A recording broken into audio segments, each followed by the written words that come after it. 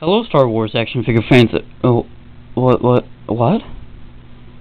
This is the movie heroes one.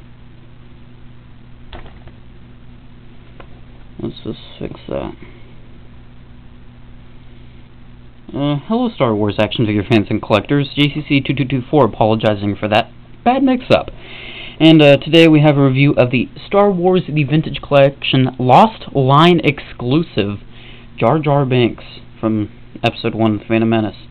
And before we look at this semi-good figure, we'll take a look at the packaging. Now, before you say it, I opened it. The main reason why I opened it is to review for you guys. And also because I'm an opener.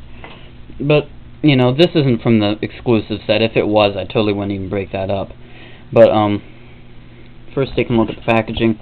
A very semi-interesting image of Jar Jar Binks right there, with the Kenner logo right below it. A very interesting image of the of Naboo behind it, and a Royal Star Cruiser. Really nice. And there's the bubble. You can see how the packaging has a nice black and blue theme, and I love black and blue. That's like one of the coolest combinations. I guess that kind of explains why I kind of like Thundercracker from Transformers, but anyway, here's the packaging.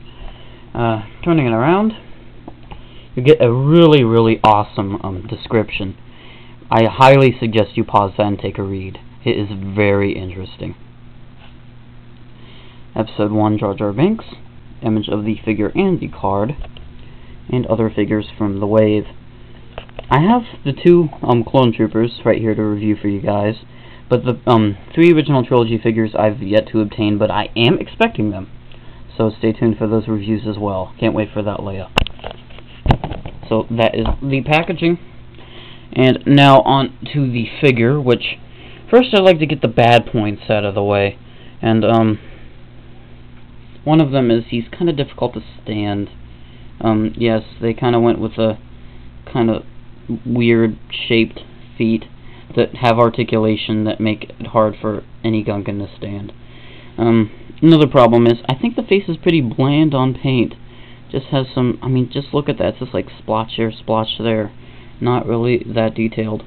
Also, that joint is very noticeable. Usually I ignore that, but with this guy, it's just so noticeable. And, inside this you can see obvious white, and, it's actually a vintage collection figure that doesn't feel cheap in my hands, though. It feels like a sturdy toy, and I really enjoy that. Now, he came with 2 accessories. He came with his Gungan staff,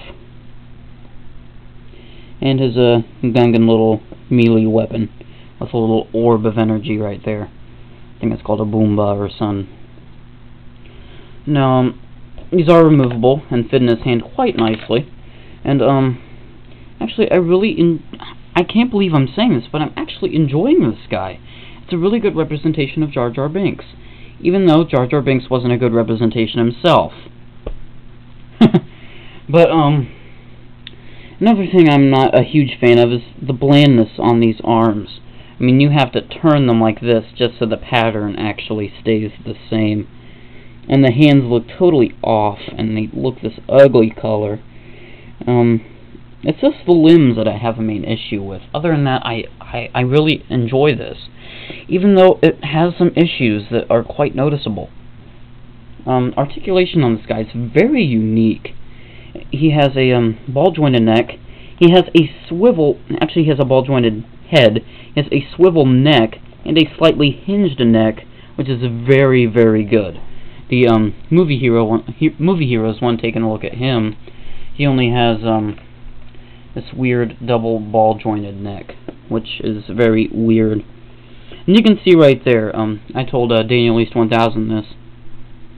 He's losing paint. I've never even touched that part of him. But I have this guy, and if I have this guy, my life will be perfect forever. Actually, no, it won't, because I still can't find anything in stores. But this guy, continuing articulation. He has a ball-hinged shoulder, ball-hinged elbow, swivel wrist. He has a swivel waist, swivel hips.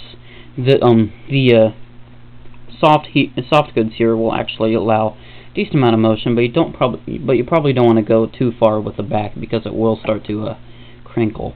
Ball hinged knees and ball hinged ankles. The ball hinged knees are kind of hard to get, and once again the hinge is incorrect. And the ankles, they're just practically a swivel. But decent articulation. Do I recommend this figure? Yes, I actually do. But because originally when I was gonna review this guy, I thought I'm gonna bash this thing. I'm not gonna like this thing, but no, I'm actually enjoying it. Taking a quick comparison here with the movie Zero's Jar Jar Binks. Just getting closer here. Here you can see that the movie Zero's has a more orange color and less detailing overall, while this one is a brighter color and has nicer detailing. And originally I thought I would just stick with this guy, but I'm glad I got him. So you shall be gone now. Yeah, that's what I do. So that's really this review. I give this figure an overall 7 out of 10.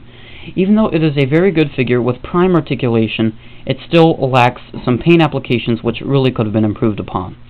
So that is it with this review. Make sure to comment, like, and subscribe, and recommend any video reviews you would like for me to do. The Phase 2 Clone Trooper, Shock Trooper, is coming up next. So that's really it. Have a good day, and may the Force be with you.